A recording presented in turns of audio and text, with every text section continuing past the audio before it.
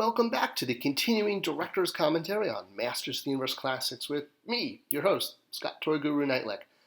And we're getting into some more variants. One of the long-term goals of the Masters of the Universe Classics line was to get to all the major variants of the major characters. And yes, I know we didn't get to all of She-Ra's variants, but we did get all of Hordak's variants, and this is the very first of Hordak's variants. Now, it was not Filmation Hordak, which we did get to, both for San Diego Comic-Con in Classics and in the Club Grayskull Filmation series. That was not the first variant of Hordak we did. The first one we did was Hurricane Hordak, and that was because that was the first variant of Hordak released in the vintage line. We tended to go in order, basically, much as Battle Armor He-Man and Battle Armor Skeletor were the first variants of the major hero and villain in Classics. Same thing with Hordak. It was time for a variant of him, and the first one we did was the first one they did in the vintage line, which was pretty cool. And, the goal was to make him, obviously stay true to the vintage figure, but make him stand out a little bit from the original release. Obviously, he had no cape. He now had the blaster arm, which is very close to what he did in Filmation. And, of course, he would have all three of those bright red attachments that clicked into his blaster arm that made the original vintage figure what it was. The vintage figure was very much defined by the action feature, and while we couldn't quite do the spinning feature, we wanted to, get as close to that as possible. Incidentally, Hurricane Hordak was released as a deluxe figure back in the vintage line. He was on an oversized card with all of his accessories packed out to the side of him. And part of this was because of the immense amount of mechanical work that he had. While he didn't seem like a larger figure to your casual fan, and probably could have been released as a basic figure on a basic card, he had an entirely new mechanism inside of him, inside of his chest and inside of his arm, that allowed him to spin the arm attachments. He had three different arm attachments that would click into the cannon arm. He had the double blade, he had kind of like a boa, and I guess a gripping claw, four-clawed kind of thing. I don't know what the technical term is. And it would be controlled from a dial that was on his back that stuck out of the armor. So as you flicked that red dial, and this was hurt your fingers way less than the red dial on Cyclone, I will tell you that, it would cause the device plugged into his arm to spin. And as I noted, a lot of design work had to go into the original concept of Hurricane Hordak. In fact, so much so that Mattel actually had a patent on the action feature. It was so well designed and so detailed as far as how the mechanism worked inside of his arm, allowing the arm to still have some articulation to lift up and down and still have the spinning mechanism inside. So there you go, April 7th, 1987 is Mattel's patent on Hurricane Hordak, and you can see the internal mechanism here and kind of how it worked. I mean, it's funny how they did things back in the day before Photoshop and before the internet. Everything was drawn by hand and, labeled by little numbers, and all the numbers corresponded to what the feature did.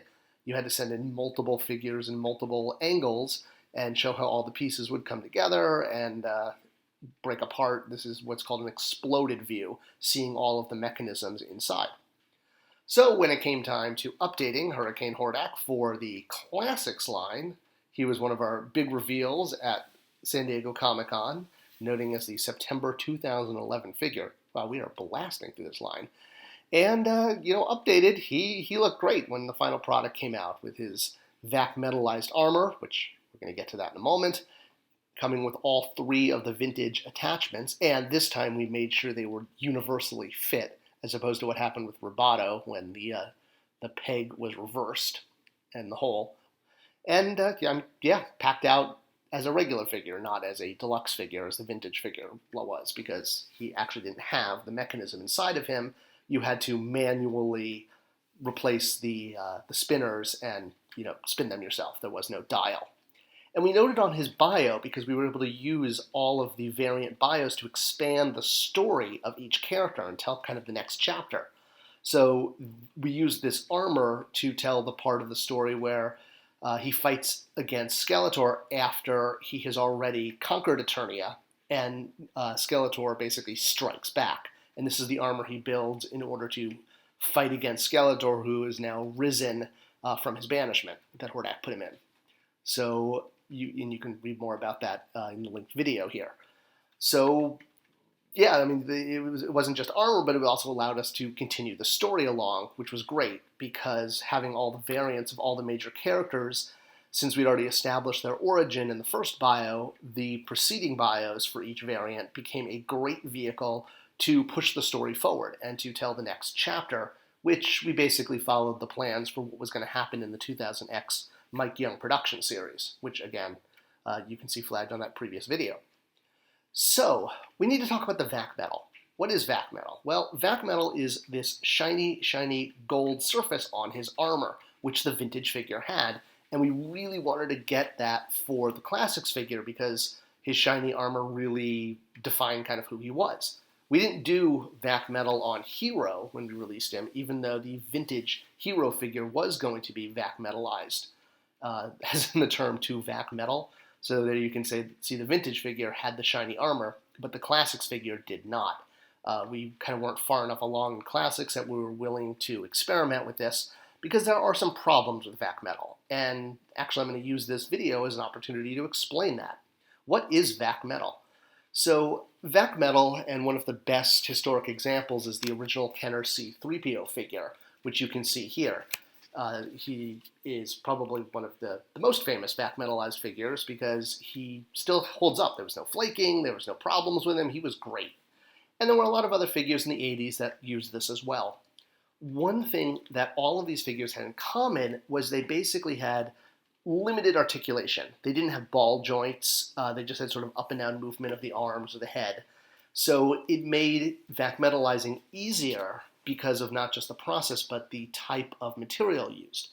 As you add more and more articulation to a figure and have to use softer plastics to account for this type of articulation, it makes it more difficult to apply the Vac Metal plating, or the metal. Well, it's a vacuum system. I'll explain in a moment.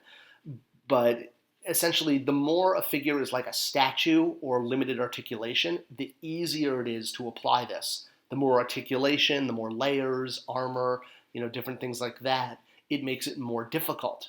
So when I was at Jakks Pacific and we did a C-3PO for San Diego Comic-Con that only had basic articulation, like the vintage Kenner figure, it was pretty easy to do Vac Metal and make him look really cool in this Episode 7 version that was sold at San Diego Comic-Con and later at Entertainment Earth, albeit he had the red arm, which we're all trying to forget about.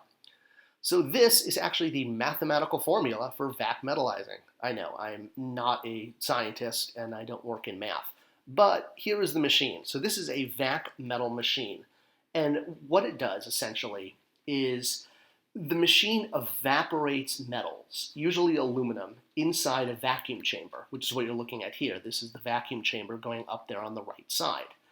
And these evaporating metals will then bond to the desired, what's called a substate, which is placed inside this chamber here. So that would be the said action figure without paint on it. And by putting the figure here, as the evaporated metals descend, they basically, you achieve a uniform metallized layer over the action figure or tool or whatever it is. I mean, you could Vac Metalize anything. You could Vac Metalize a Twinkie. See, Marge, I told you. And it's basically called physical vapor deposition or thermal evaporation by people with much bigger degrees than I have. My degree is in film studies and communication, not nuclear physics. So I'm definitely not a Sheldon Cooper when it comes to this.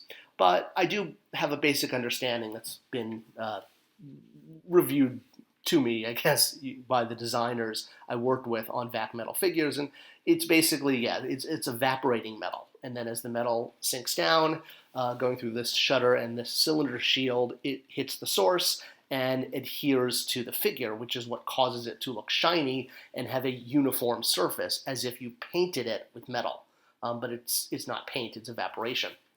One of the problems with this is Vac Metal or electroplated metal coatings tend to flake, especially when you use softer materials. So, for example, ABS and PVC are two of the plastic materials. ABS is very firm, PVC is a little bendy, like Smurfs back in the 80s were made of PVC. little slug figures. ABS is what C-3PO was made out of, or the vintage Hurricane Hordak. And with the classics Hurricane Hordak, unlike vintage C-3PO, who had very limited articulation, he only moved at the legs, arms, and head, which were basically on spinning joints. They were not on ball joints, and just clicked right into the open shell of the chest if you ever cracked one open, which I don't really suggest that. You'll break your toy. But the classics version of Hordak was going to use different materials. We had to use more soft materials for the plug-ins on the arm and the head, and there were ball joints on the arms and the legs. And while this wasn't going to be on the armor, we did test Hordak with just painted gold armor. This is the prototype here. It's one of the few I definitely held on to because he was kind of unique. So this is what he would have looked like if we had just painted the armor gold instead of using the Vac Metal. And here he is from the back. So you can see that's just painted, not Vac Metalized. And after we saw this, we said, you know what? It's just going on the armor. It shouldn't really affect the arms and legs. Let's go for it, and we will try the full Vac Metal on this figure. We were very hesitant. We almost released him like this. But, we sort of bit the bullet and took the bull by the horns, and how many other metaphors can I come up with? And we did the Vac Metal. And it, for the most part, held up. There are definitely some figures that it flaked off a little bit, especially because the armor is in two pieces there. We had to Vac Metalize the lower torso, as well as the armor that clips onto the top torso, which makes up the full armor. So the double piece did scrape against each other a little bit, unlike the vintage figure, which just had one solid torso piece. The armor clipped on and was not part of a double, like the lower torso was not a separate piece, the way it was in classics. The Horseman introduced that piece actually with the original Hordak, which was a flat sort of belly piece that could be used to represent armor for figures that had armor while maintaining articulation. That's why they did that. Versus having the armor go all the way, it would have limited the articulation of the figure, and you would have lost what's called the ab crunch. And we didn't want to do that long term, so we wanted to make sure that we had the ability to maintain the articulation while still having the features and the look of the vintage figure. So we went with the Vac Metal. It was a big bet. It turned out really nice. I mean, it had that look of the vintage figure, and I mean, it looked really cool because it was shiny and gold, and reminded you of C-3PO. And we were able to do the weapons in a weapons pack in Trapjaw colors and in Roboto colors later on and make them all interchangeable. Unlike Roboto, we managed to make sure everything was universal with the plug-and-play joint. So that was great because it was cool to swap the swappable weapons between all the figures that had arms with this kind of feature on them. Trapjaw, Roboto, and Hurricane Hordak. So, all of their accessories were done for each other in each other's colors because we're all one big happy toy family. And Hurricane Hordak turned out great. He was a great variant. He was perfectly in line with the vintage figure, and with the arm attachments, he really, he has a really cool, imposing presence on shelf. And we got to extend the story because of his bio. So great figure, great bio, and now you know all about Vac Metal. Hey, aren't we all better people?